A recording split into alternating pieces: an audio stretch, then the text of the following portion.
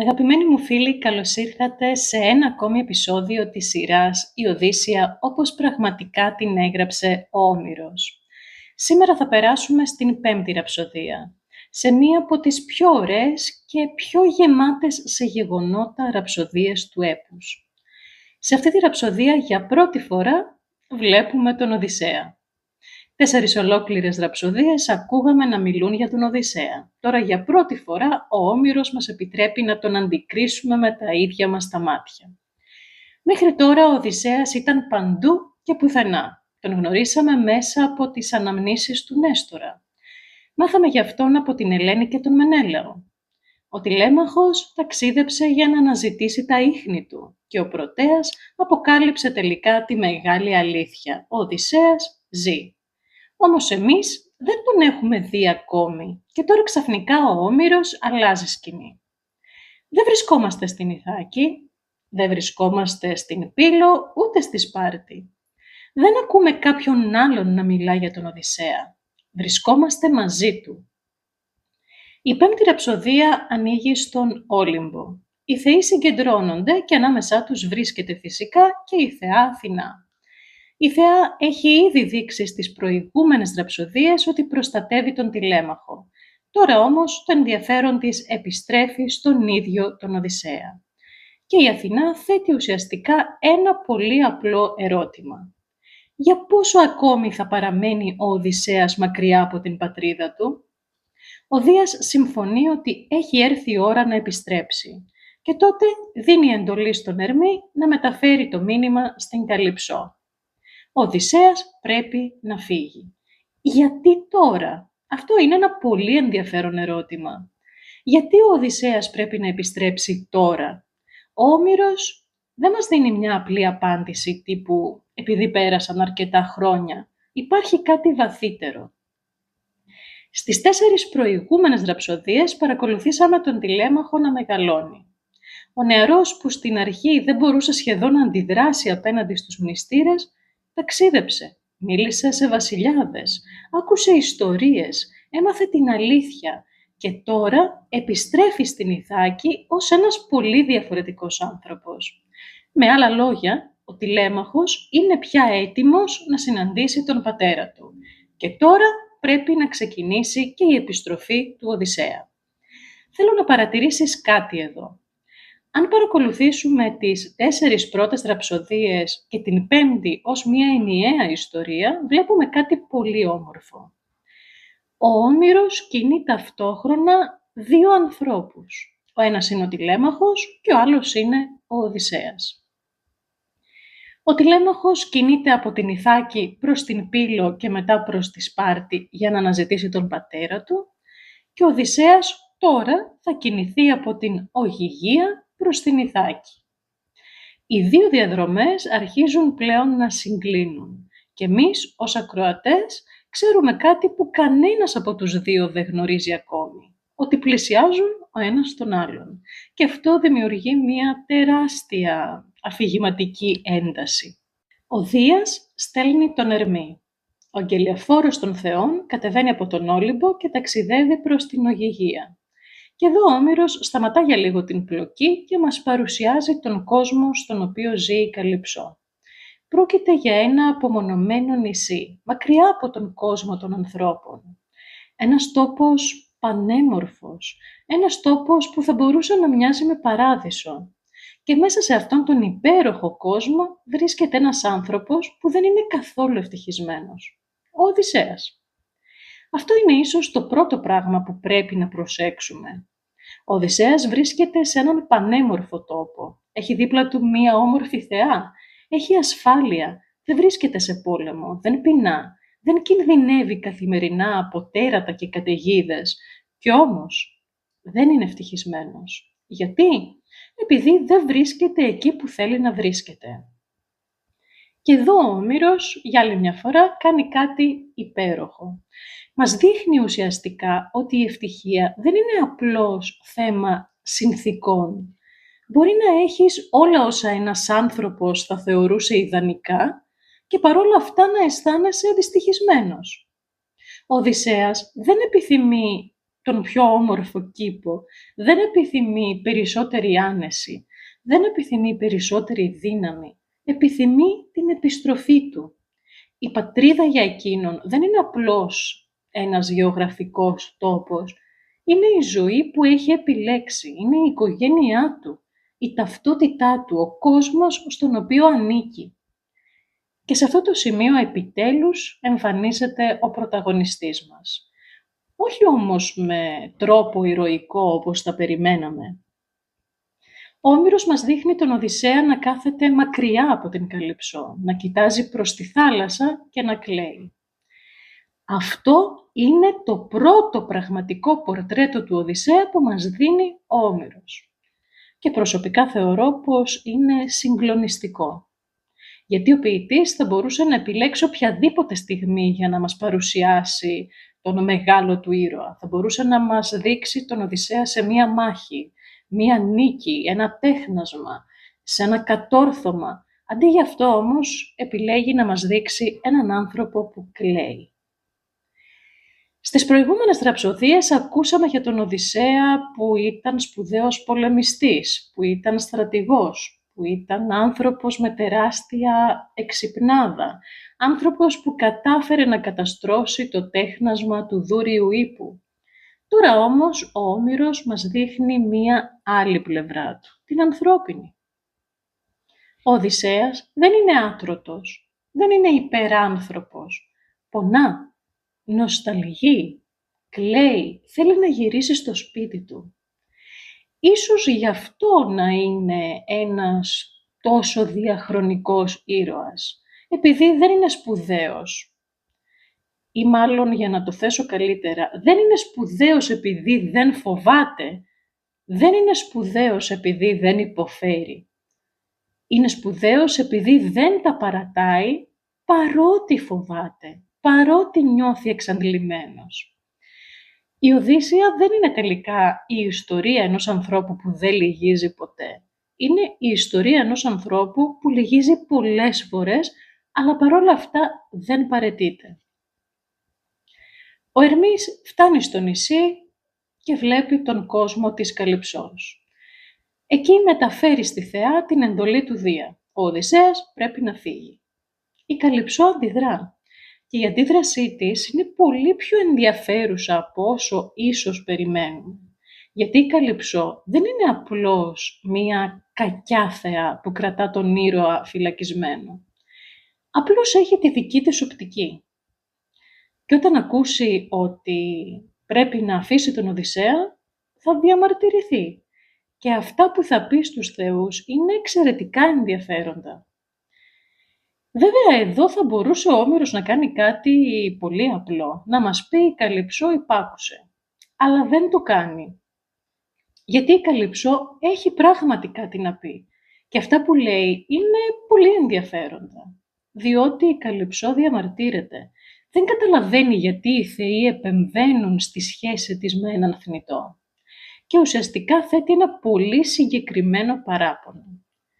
Γιατί οι θεοί μπορούν να ερωτεύονται θνητές γυναίκες, ενώ όταν μία θεά αγαπήσει έναν θνητό άνδρα, οι άλλοι θεοί σπέβδουν να την εμποδίσουν.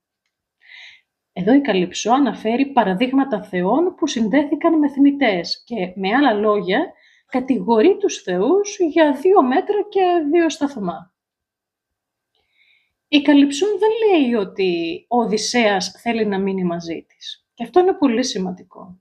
Λέει πως εκείνη τον αγαπά και εκείνη θέλει να τον κρατήσει.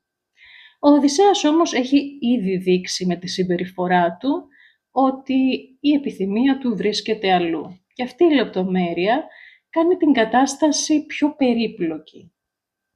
Δεν έχουμε 2 ανθρώπους που αγαπιούνται και οι θεοί τους χωρίζουν. Έχουμε μία θεά που αγαπά έναν άνθρωπο, ο οποίος θέλει να επιστρέψει στην πατρίδα του. Εδώ θέλω να κάνουμε μία μικρή παύση. Όταν ακούμε την ιστορία της Οδύσσειας σήμερα, είναι πολύ εύκολο να βάλουμε ταμπέλες στους ήρωές μας. Λέμε πως ο Οδυσσέας ήταν καλός, η Καλυψό ήταν κακή. Λέμε οι καλοί θεοί, οι κακοί μνηστήρες. Ο Όμηρος όμως δεν γράφει έτσι. Η Καλυψό έχει τη δική της επιθυμία, έχει τη δική της άποψη για την δικαιοσύνη, έχει τη δική της πλευρά της ιστορίας. Τέλος πάντων, παρά τα παράπονά της, η Καλυψό δεν μπορεί να αγνοήσει την απόφαση του Δία, προφανώς. Και αυτό μας δείχνει κάτι πολύ σημαντικό για τον κόσμο των θεών, για τον κόσμο της Οδύσσειας γενικότερα. Ακόμη και οι θεοί δεν είναι εντελώς ελεύθεροι. Υπάρχει μία ιεραρχία. Υπάρχουν αποφάσεις που πρέπει να γίνουν σεβαστές. Και η Καλυψό, όσο και αν διαμαρτύρεται, γνωρίζει ότι δεν μπορεί να κρατήσει για πάντα τον Οδυσσέα. Κάπως έτσι η Καλυψό το παίρνει απόφαση και κατευθύνεται προς τον Οδυσσέα. Εκείνος εξακολουθεί να βρίσκεται στην ακτή και εδώ συμβαίνει κάτι πολύ όμορφο. Η Καλυψό του ανακοινώνει ότι πρέπει να φύγει. Ο Οδυσσέας στην αρχή δεν την πιστεύει και νομίζω πως αυτό είναι απολύτως λογικό. Έχει περάσει πολύ καιρό στην Ωγυγία, έχει ακούσει υποσχέσεις, έχει ελπίσει πολλές φορές ότι θα επιστρέψει και τώρα η θεά του λέει ξαφνικά ότι μπορεί να φύγει. Πώς είναι δυνατόν να την πιστέψει? Ο Οδυσσέας φοβάται μήπως πρόκειται για παγίδα.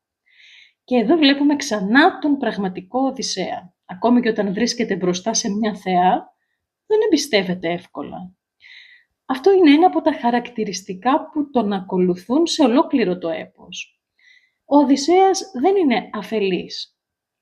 Δεν δέχεται ό,τι του λένε. Εξετάζει, υποψιάζεται, σκέφτεται τις συνέπειες και μόνο όταν βεβαιωθεί ότι η Καλυψό πραγματικά σκοπεύει να τον βοηθήσει, προχωρά. Σκέψου πόσο διαφορετικά παρουσιάζεται εδώ η έννοια της εξυπνάδας. Στην Τρία, η εξυπνάδα του Οδυσσέα τον βοηθούσε να νικά τους εχθρούς του. Τώρα η εξυπνάδα του τον βοηθά να επιβιώσει. Δεν χρειάζεται να καταστρώσει ένα περίπλοκο σχέδιο, χρειάζεται να καταλάβει αν μπορεί να εμπιστευτεί αυτόν που βρίσκεται απέναντί του. Και νομίζω πως και αυτό είναι μια εξίσου σημαντική μορφή ευφυΐας. Τότε η Καλυψό κάνει μία πρόταση στον Οδυσσέα, μία πρόταση που αν τη σκεφτούμε καλά είναι συγκλονιστική. Του προσφέρει τη δυνατότητα να μείνει μαζί της. Να αποφύγει τις δυσκολίες της επιστροφής, να ζήσει σε έναν τόπο χωρίς τα προβλήματα που τον περιμένουν. Και σύμφωνα με την αφήγηση, η Καλυψό του προσφέρει ακόμη και κάτι που κανένας θνητός δεν μπορεί να αποκτήσει μόνος του, την αθανασία. Ο Όμηρος μας οδηγεί σε ένα ερώτημα που είναι πολύ μεγαλύτερο από την ίδια την πλοκή. Τι θα επέλεγες, μία ζωή χωρίς θάνατο ή μία θνητή ζωή στο σπίτι σου? Ο Οδυσσέας θα μπορούσε να μείνει, θα μπορούσε να ζήσει για πάντα νέος, να έχει δίπλα του μία όμορφη θεά, να μην ξαναγνωρίσει ποτέ τον πόνο ενός θνητού ανθρώπου. Και όμως δεν το θέλει αυτό. Τι αξίζει περισσότερο, η αιώνια ζωή ή η ζωή που πραγματικά επιλέγουμε? Πες μου τη γνώμη σου στα σχόλια, εσύ τι θα επέλεγες? Ο Οδυσσέας πάντως επιλέγει την Ηθάκη, επιλέγει την Πηνελόπη, επιλέγει τον γιο του, επιλέγει τον κόσμο των ανθρώπων και κυρίως επιλέγει να παραμείνει θνητός. Δεν θέλει μια τέλεια ζωή που δεν είναι δική του. Θέλει τη δική του ζωή, με τις δυσκολίες της, με τα γυρατιά, με τον θάνατο, αλλά και με την ελευθερία της. Αυτό είναι ίσως ένα από τα σημεία όπου αξίζει να απομακρυνθούμε για λίγο από την πλοκή. Γιατί ο Οδυσσέας δεν επιλέγει απλώς την Πηνελόπη αντί για την Καλυψό. Επιλέγει κάτι μεγαλύτερο. Επιλέγει την ανθρώπινη ζωή αντί για την αθανασία. Θα μπορούσε κάποιος να θεωρήσει την αθανασία ως το ύψιστο αγαθό. Ο Όμηρος όμως παρουσιάζει έναν ήρωα που λέει ουσιαστικά «Δεν θέλω να ζήσω για πάντα. Θέλω να ζήσω τη ζωή που είναι δική μου». Η Καλυψό τελικά δέχεται την απόφαση. Ο Οδυσσέας θα φύγει, αλλά υπάρχει ένα πρόβλημα. Δεν έχει πλοίο, δεν έχει πλήρωμα, Δεν έχει τίποτε από όσα χρειάζεται ένας άνθρωπος για να διασχίσει τη θάλασσα. Και εδώ ο Όμηρος κάνει κάτι που το συνηθίζει. Δεν εμφανίζει έναν θεό που θα τον μεταφέρει μαγικά στην Ιθάκη. Ο Οδυσσέας θα πρέπει να κατασκευάσει μόνος του τη σχεδία του. Και αυτή θα είναι η αρχή μίας από τις πιο εντυπωσιακές σκηνές της πέμπτης ραψοδίας. Ο Οδυσσέας πήρε την απόφασή του. Θα φύγει. Η Καλυψό, όσο κι αν δυσκολεύεται να δεχτεί την ιδέα, αποφασίζει τελικά να τον βοηθήσει. Και τώρα αρχίζει κάτι εντελώς διαφορετικό. Μέχρι πριν από λίγο παρακολουθούσαμε τους θεούς να αποφασίζουν για τη μοίρα του Οδυσσέα. Τώρα ο ίδιος ο Οδυσσέας πρέπει να κάνει το επόμενο βήμα και το πρώτο πράγμα που χρειάζεται είναι ένα πλοίο, μόνο που δεν υπάρχει πλοίο. Η Καλυψό του υποδεικνύει τα δέντρα που μπορεί να χρησιμοποιήσει. Ο Οδυσσέας επιλέγει τα κατάλληλα ξύλα, τα κόβει, τα επεξεργάζεται, τα συναρμολογεί, φτιάχνει τη βάση, ετοιμάζει τα πλευρικά τμήματα, κατασκευάζει το κατάρτι, τοποθετεί τα απαραίτητα μέρη και σταδιακά μπροστά στα μάτια μας ένα πλωτό μέσο αρχίζει να παίρνει μορφή. Όπως καταλαβαίνεις, μπορεί να επρόκειτο για μία απλή σχεδία, αλλά δεν ήταν και το καρυδότσουφλο που είδαμε στην ταινία. Εδώ υπάρχει κάτι που ίσως συχνά περνά απαρατήρητο. Ο Όμηρος θα μπορούσε απλώς να πει «Ο Οδυσσέας κατασκεύασε μία σχεδία και έφυγε». Δεν το κάνει. Μας δείχνει τη διαδικασία. Γιατί νομίζεις πως το κάνει αυτό? Διότι θέλει να μας κάνει να δούμε τον Οδυσσέα να εργάζεται. Ο ίδιος άνθρωπος που κάποτε σχεδίασε τον Δούριο ύπο, τώρα σχεδιάζει μια άλλη κατασκευή. Μόνο που αυτή τη φορά δεν προσπαθεί να καταστρέψει μια πόλη. Προσπαθεί να σώσει τον εαυτό του. Αντιλαμβάνεσαι, φαντάζομαι, αυτήν την τεράστια διαφορά που προσπαθεί να τονίσει ο Όμηρος για άλλη μια φορά χωρίς να πει τίποτα. Στο έχω ξαναπεί, το λατρεύω αυτό που κάνει. Ο Όμηρος μάλιστα μας δίνει την αίσθηση της διάρκειας. Ο Οδυσσέας δεν κατασκευάζει τη σχεδία μέσα σε λίγα λεπτά, εργάζεται συστηματικά και η διαδικασία αυτή απαιτεί χρόνο και κόπο και αυτό κάνει τη σκηνή πολύ πιο ρεαλιστική, θα λέγαμε. Δεν έχουμε μία μαγική λύση, έχουμε έναν άνθρωπο που ξέρει ακριβώς τι πρέπει να κάνει και εργάζεται σκληρά μέχρι να το ολοκληρώσει. Η Καλυψό δεν τον αφήνει εντελώς απροστάτευτο. Του δίνει τρόφιμα, του δίνει νερό, ρούχα και γενικά όσα χρειάζεται για το ταξίδι. Αυτή είναι μία ενδιαφέρουσα λεπτομέρεια. Η γυναίκα που μέχρι πριν από λίγο δεν ήθελε να τον αφήσει να φύγει, είναι τώρα αυτή που τον βοηθά να φύγει. Και εδώ η Καλυψό γίνεται ένας πολύ πιο σύνθετος χαρακτήρας. Η Καλυψό δεν μετατρέπεται ξαφνικά σε καλή. Εξακολουθεί να είναι η θεά που τον κράτησε μακριά από την πατρίδα του. Αλλά δεν είναι μόνο διάστατη. Τον αγαπάει, πονάει επειδή τον χάνει και παρόλα αυτά τον βοηθάει να φύγει. Αυτό κάνει τη σκηνή πιο ανθρώπινη, γιατί μερικές φορές αγαπάμε κάποιον και πρέπει ακριβώς γι' αυτό τον λόγο να τον αφήσουμε να φύγει. Η σχεδία είναι έτοιμη. Τα εφόδια έχουν τοποθετηθεί. Ο Οδυσσέας είναι έτοιμος και εδώ υπάρχει μια παράξενη αίσθηση. Μετά από τόσα χρόνια εγκλωβισμού, η στιγμή που περίμενε έφτασε. Ο δρόμος προς την Ιθάκη ανοίγει, όμως ο Όμηρος δεν μας αφήνει να ξεχάσουμε κάτι. Ο δρόμος αυτός περνά μέσα από τη θάλασσα. Και στη θάλασσα υπάρχει ένας θεός που δεν έχει ξεχάσει ακόμη τον Οδυσσέα. Ο Ποσειδώνας φυσικά. Μέχρι τώρα όλα μοιάζουν να πηγαίνουν καλά. Ο Δίας έδωσε εντολή. Ο Ερμής έφτασε στην Ωγυγία. Η Καλυψό υπάκουσε. Ο Οδυσσέας ετοίμασε τη σχεδία. Η επιστροφή επομένως φαίνεται επιτέλους δυνατή, αλλά ο Όμηρος ξέρει ότι δεν πρέπει να μας αφήσει να ησυχάσουμε, επομένως ο Ποσειδώνας επιστρέφει στην ιστορία. Ο Οδυσσέας έχει φύγει. Η σχεδία του απομακρύνεται από την Οgygia. Για πρώτη φορά ύστερα από χρόνια βρίσκεται ξανά στη θάλασσα, μόνος του, με προορισμό την πατρίδα του. Και στην αρχή όλα πηγαίνουν πολύ καλά. Ο καιρός είναι ήρεμος, η θάλασσα δεν τον εμποδίζει και ο Οδυσσέας ταξιδεύει. Και ίσως για πρώτη φορά μετά από πολύ καιρό, πράγματι να πιστεύει ότι η Ιθάκη είναι κοντά. Αλλά εμείς γνωρίζουμε κάτι που εκείνος δεν γνωρίζει. Πως ο Ποσειδώνας θα επιστρέψει. Όπως είδαμε στην πρώτη ραψοδία, ο Ποσειδώνας βρισκόταν μακριά στους Αιθίωπες. Όταν επιστρέφει, κοιτάζει προς τη θάλασσα και τότε βλέπει τον Οδυσσέα. Ο άνθρωπος που τόσο καιρό προσπαθούσε να κρατήσει μακριά από την πατρίδα του, βρίσκεται ξανά στον δρόμο της επιστροφής. Και ο Ποσειδώνας εξοργίζεται. Γιατί? Επειδή, όπως είπαμε, ο Οδυσσέας είχε τυφλώσει τον γιο του, τον Κύκλοπα Πολύφημο. Και ο Πολύφημος είχε ζητήσει από τον πατέρα του να τον εκδικηθεί. Ο Ποσειδώνας δεν το έχει ξεχάσει και φυσικά τώρα βρίσκει την ευκαιρία. Εδώ ο Όμηρος αλλάζει εντελώς τον ρυθμό. Μέχρι πριν από λίγο είχαμε έναν άνθρωπο που ταξίδευε σε ήρεμη θάλασσα. Τώρα όλα αλλάζουν. Ο Ποσειδώνας προκαλεί τεράστια καταιγίδα.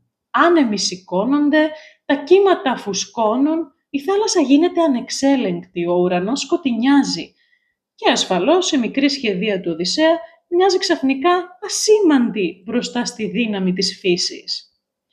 Η θάλασσα χτυπά τη σχεδία, τα ξύλα τρίζουν, τα πανιά δεν μπορούν να αντισταθούν. Ο Οδυσσέας προσπαθεί να κρατηθεί, αλλά τελικά η σχεδία του καταστρέφεται.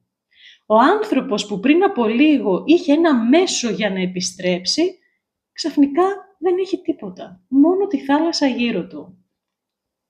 Και εδώ είναι πολύ σημαντικό να μην τον παρουσιάσουμε σαν έναν ήρωα που απλώς πανικοβάλλεται. Ο Οδυσσέας φοβάται, φυσικά φοβάται, αλλά σκέφτεται, αξιολογεί την κατάσταση, ψάχνει τρόπο να σωθεί. Αυτό είναι το χαρακτηριστικό που τον ακολουθεί σε ολόκληρη την Οδύσσεια. Ακόμη και όταν όλα καταραίουν, το μυαλό του εξακολουθεί να δουλεύει. Κάποια στιγμή ο Οδυσσέας αναρωτιέται αν τελικά ήταν καλύτερο να είχε πεθάνει στην Τρία. Και αυτή η σκέψη είναι τρομερή, γιατί θυμίζει στον ακροατή πόσο μακρύς και επώδυνος ήταν ο δρόμος του. Έχει χάσει τους συντρόφους του, έχει περάσει από τέρατα, έχει βρεθεί σε νησιά, έχει αντιμετωπίσει θεούς, έχει μείνει χρόνια μακριά από την πατρίδα του. Και τώρα που επιτέλους επιστρέφει, η θάλασσα απειλεί για ακόμη μία φορά να τον σκοτώσει. Εδώ μπορούμε να δούμε κάτι που είναι χαρακτηριστικό ολόκληρης της Οδύσσειας. Η επιστροφή δεν είναι μία ευθεία γραμμή. Ο Οδυσσέας δεν αποφασίζει απλώς να γυρίσει και μετά όλα γίνονται εύκολα. Κάθε φορά που πλησιάζει την Ιθάκη, κάτι τον απομακρύνει ξανά. Σαν να πρέπει να αποδείξει ξανά και ξανά ότι αξίζει να φτάσει στον προορισμό του. Όταν όλα φαίνονται χαμένα, εμφανίζεται μια θεϊκή βοήθεια, η Λευκοθέα. Μια θεότητα της θάλασσας που αντιλαμβάνεται τον κίνδυνο που διατρέχει ο Οδυσσέας και του δίνει έναν τρόπο να σωθεί. Του προσφέρει ένα μαγικό κάλυμα που θα τον βοηθήσει να παραμείνει στην επιφάνεια του νερού. Αλλά εδώ υπάρχει κάτι σημαντικό. Ο Οδυσσέας δεν πρέπει να εμπιστευτεί τυφλά ούτε αυτό. Γιατί ακόμη και όταν ένας θεός έρχεται να τον βοηθήσει, ο Οδυσσέας σκέφτεται. Δεν εγκαταλείπει την κρίση του. Δεν λέει, αφού του είπε μια θεά, όλα θα πάνε καλά. Όχι. Εξετάζει την κατάσταση. Αποφασίζει πότε θα εγκαταλείψει ό,τι τέλος πάντων έχει απομείνει από τη σχεδία και χρησιμοποιεί τη βοήθεια της Λευκοθέας με τον δικό του τρόπο. Και τώρα έχουμε μία από τις πιο δυνατές εικόνες της πέμπτης ραψοδίας. Ο Οδυσσέας βρίσκεται μόνος, δεν έχει πλοίο, δεν έχει συντρόφους, δεν έχει όπλα, δεν έχει κανέναν να τον βοηθήσει.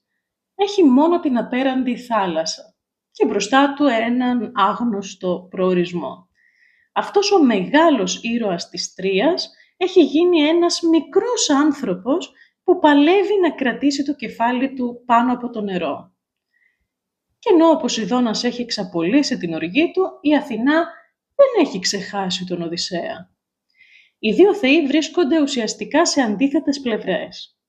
Ο Ποσειδώνας θέλει να τον καταστρέψει. Η Αθηνά από την άλλη θέλει να τον σώσει.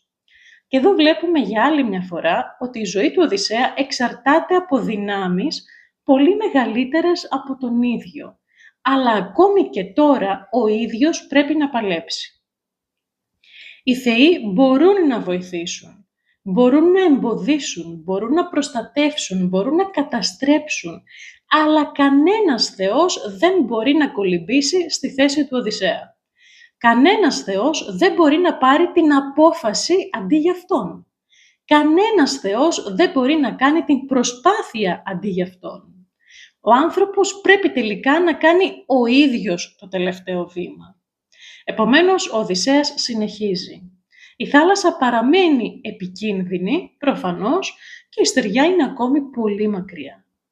Και εδώ η πέμπτη ραψοδία μας κρατάει σε αγωνία, γιατί πλέον ξέρουμε ότι ο Οδυσσέας δεν χρειάζεται να νικήσει έναν εχθρό, χρειάζεται να νικήσει κάτι πολύ πιο απρόσωπο, τη θάλασσα, και κάτι πολύ πιο δυνατό, έναν θεό που κρύβεται πίσω από τη θάλασσα.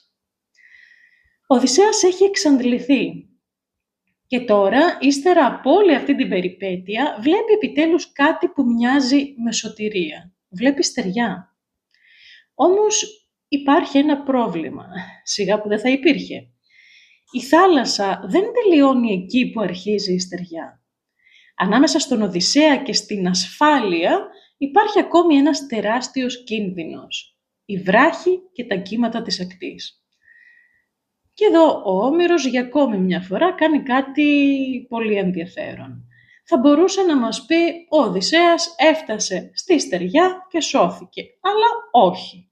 Ο ήρωας πρέπει να παλέψει μέχρι την τελευταία στιγμή, γιατί η ακτή είναι απότομη και γεμάτη βράχια.